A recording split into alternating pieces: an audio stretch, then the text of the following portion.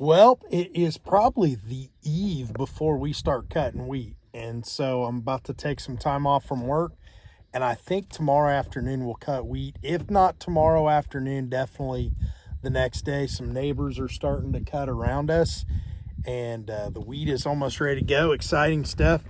But before, on the eve of that, you know, sometimes in farming, as in life, things do not go like you want them to, even when you have the best intentions.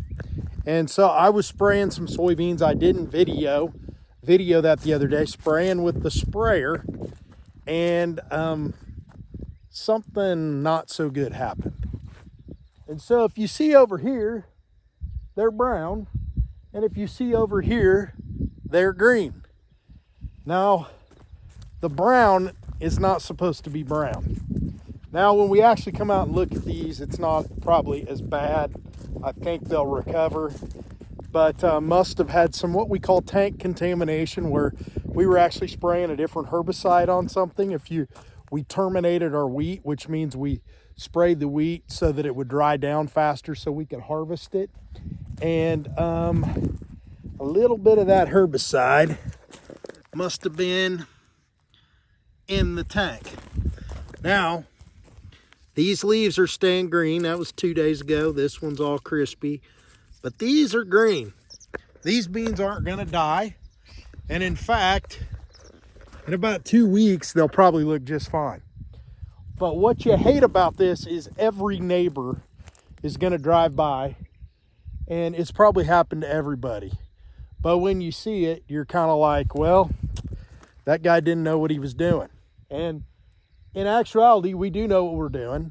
This is the first time I can ever remember me doing something quite like this, where it was an entire first fill. So 50 acres of beans looks like this. And then if you look over here, these 50 acres of beans look beautiful. And so we're still probably trying to figure out exactly what happened. But right there, this field, not awesome. Welcome to the kickoff of wheat harvest 2023, and we are moving. Probably cut, I don't know, 4 or 5 acres so far. There is grain in the bin. It is not good. Well, this wheat is probably making between 15 and 20 bushels an acre, which last year, to give you a little bit of paradigm, the first field I cut last year wasn't our best. It was really good. It made about 65 bushels an acre. And most of our fields last year made between, in the 50s at least to 60. So this is pretty poor, but we've got to get it cut. So we're gonna keep moving. The first moisture content of the wheat that we cut was it was running about 13% moisture, which that is the moisture that's in the grain. And so whenever anybody talks about moisture content, for the co-op to store it well, it needs to be under 14 really for wheat. They start docking you when it's over 13.5. So we're trying to cut it under that. But at this point, it's time to just cut it.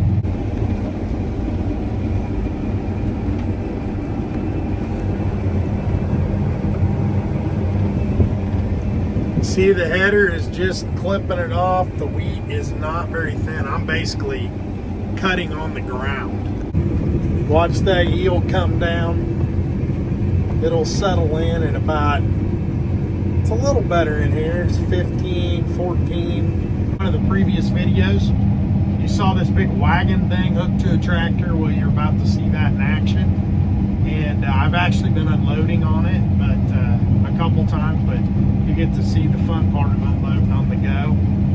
And it really does make you more efficient when you're harvesting, because you don't have to stop. Now the wheat is not very good, so driving the grain cart is going to be a pretty boring pursuit this time. Okay, well, I'm going to put my which is, if you've ever seen a combine, it's the long unloading auger, and you'll see it swing around here in a second. And there it is, right there. It's out there, and what you'll see is Ethan driving up underneath me, going about 5 miles an hour, which is probably what we'll do. So here he is. There's old Ethan, and unload. Here we go. You'll see the grain. Boom. It actually, the wheat looks good, and I'm kind of surprised. It's nice looking wheat. It's just not really great yielding wheat, but it actually looks like wheat. Sometimes when the yields are real low, it's really shriveled. And this is, it's not the best looking, but it looks pretty good. So the quality is good, which is one upside. Takes me about, it takes quite a while to unload. According to the monitor, we're down in the 13s now, which is probably means we're down in the 12s. So it doesn't need to get any drier. We just need some dry weather, which looks like for the next week. There, we're done. Let the auger clean out. Always give Ethan a motion. And then we fold our auger back, because it's best if that's folded back when you're harvesting. Some guys will run with them out. We don't. We've had some issues before.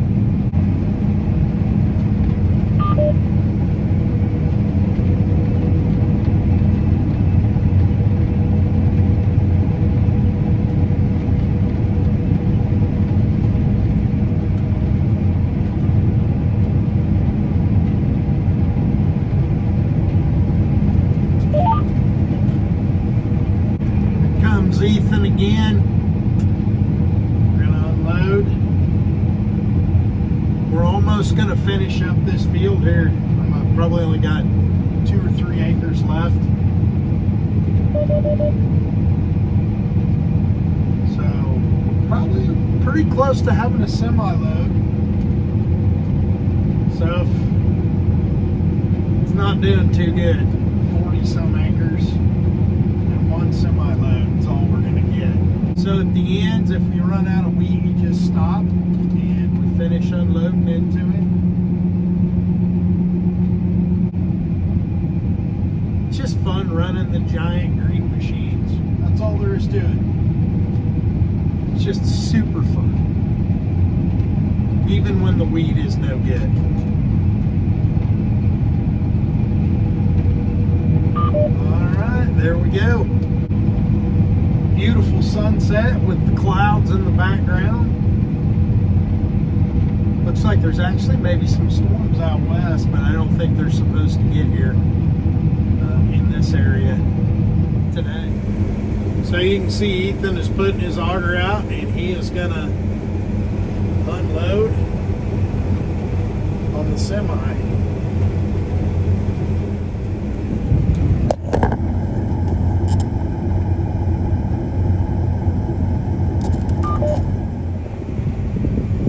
But Ethan's unloading into the truck. So this semi is full. We are going to get this truck really full.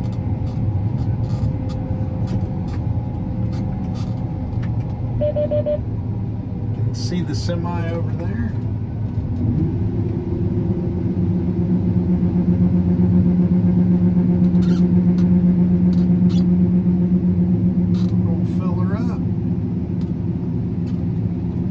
Semi is probably like 750 bushels, I would say.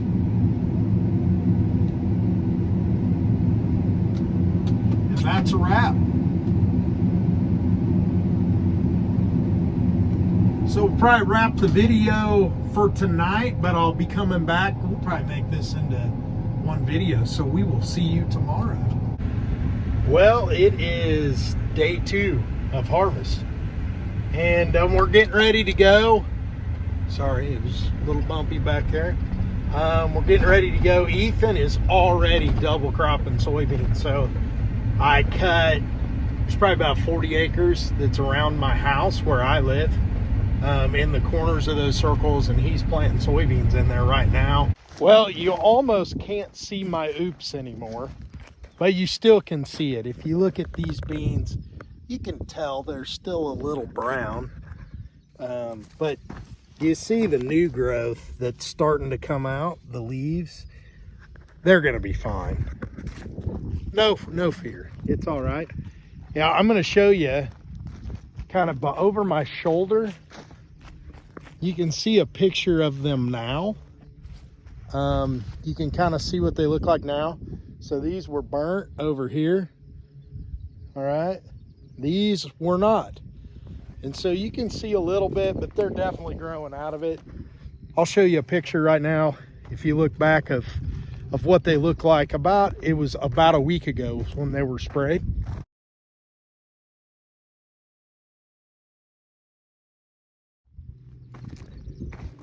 So you see they're getting better, growing new leaves. I'm kind of relieved, actually. Just driving around checking some fields, and this is our dryland corn. You guys remember way back in April we planted it, and this is dryland corn, so it doesn't get quite as tall as the irrigated. It's about 100, and I think we planted 105 day, but you can see, I can see a few of them up here, and this is the tassel. See the tassel appearing? And so the tassel, and then down here is what will soon be the ear. And so what'll happen is some silks will emerge out of that. The tassel will produce the pollen. The pollen will fall onto the ear, and then that is how the corn kernel will start developing inside the ear of corn. So we're just starting to see that. Really looks good, and the thing that looks real good is the ground is still black in here. So we're going into tassel with wet ground. Well, we're back at it, and the grain seems drier than it was yesterday, so that's good. Hopefully we're moving along. Ethan's about to finish up probably in the next hour where he's planting, and we'll actually have the combine and the planter in the same field, which we don't obviously do very often, but this year that's what's required.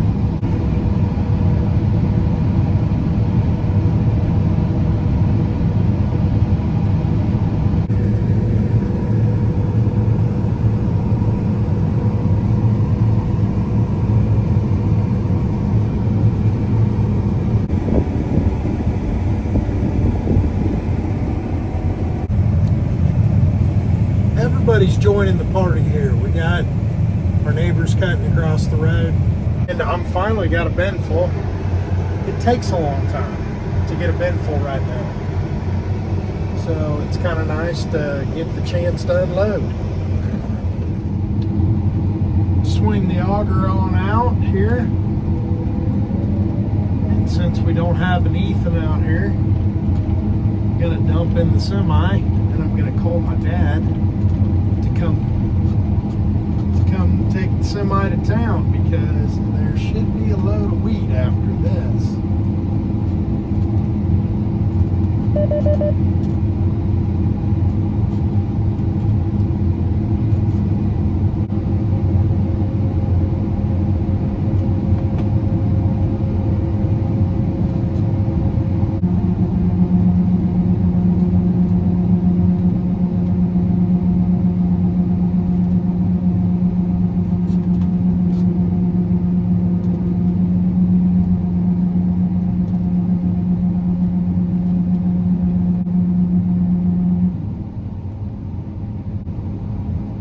That is how we fill a semi. Another load for town. About to finish this field we call Ann's. We were cutting over on that side. Now there's 10 acres on this side.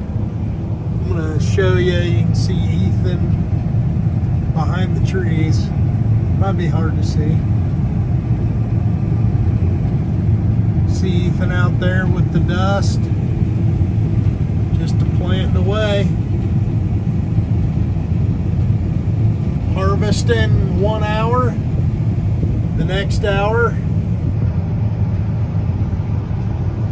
we cut it 1 hour. We plant it the next hour. That's what's happening.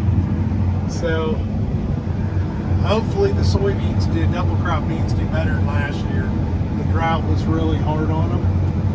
But you got to try every year. That's what farming's all about. You just got to keep trying until you get it right.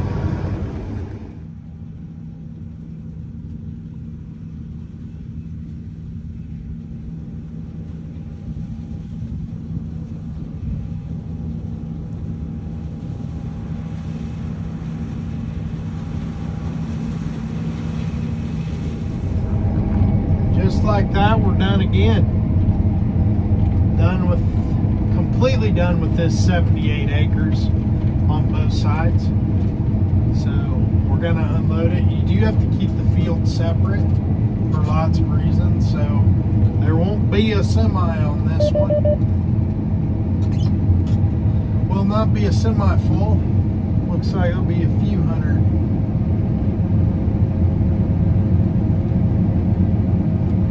Be a few hundred bushels, a couple hundred bushels, but that's what they'll be. And I really like this camera. This is pretty cool, but we didn't have that last year, so that's pretty nice. I'm gonna go cut some circle corners just right across the road on the field we call Nellie's. The reason we call it Nellie's, that was my grandma's farm there, and it's cool to get to cut it. She's been gone she's passed away for, man, it's been a long time now, probably 10 or 15 years. And, well, yeah, at least 10 or 15 years. So it's always fun to go cut on Grandma's farm.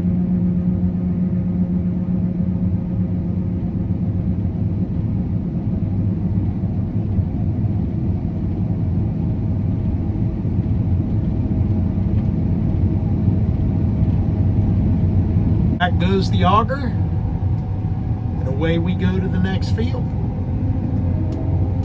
You might have heard me say something about dinner and lunch and stuff like that on the farm. For those of you who aren't familiar, when you're harvesting, at least on our farm, at about 5:30 you get lunch, because you're probably going to cut pretty late. So they bring you out a sandwich or something. Dinner on our farm is what you eat at noon. And then we also have a thing called supper, but that has to be in the house. And so don't get lunch, dinner, all that. It's a little confusing. It took my wife Jenny a while to get it and understand it when she joined the family. She's got it down, and if it's weird to you, that's fine. It's a little weird. It's a little different. I've got a rider. It's my Brianna. We're just rolling along. Bree, why didn't you want me to turn the camera? Because I didn't. Because you didn't. What have you been doing this week, Bree? Superstar. Did you have fun? Yeah. It's what our church does for elementary age kids for 3 days. It was a blast, wasn't it? Wasn't as much fun as cutting wheat though, was it? Is this more fun or not as much fun?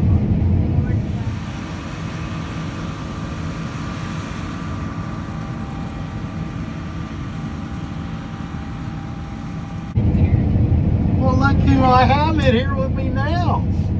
Hey. Jenny, you and I don't get to ride, just the two of us. I know. Just the two of us on the combine. Just the two of us. Cutting terrible wheat.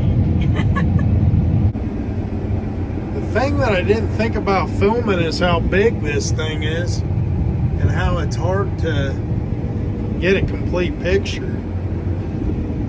As you can see, the moisture is 12.9 bushels. Not awesome. 15, another 28 acres down. I'm gonna put it on the semi. Keep the good times a rolling.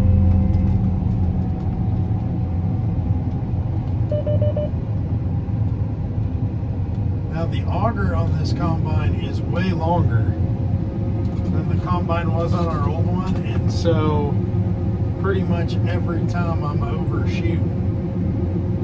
I haven't shot it clean over the other side of the truck yet, but it definitely has a long auger. It's actually made for a much bigger header than we have on there, and that's why the auger's longer. But I'll get used to it. Still getting used to it though, for sure.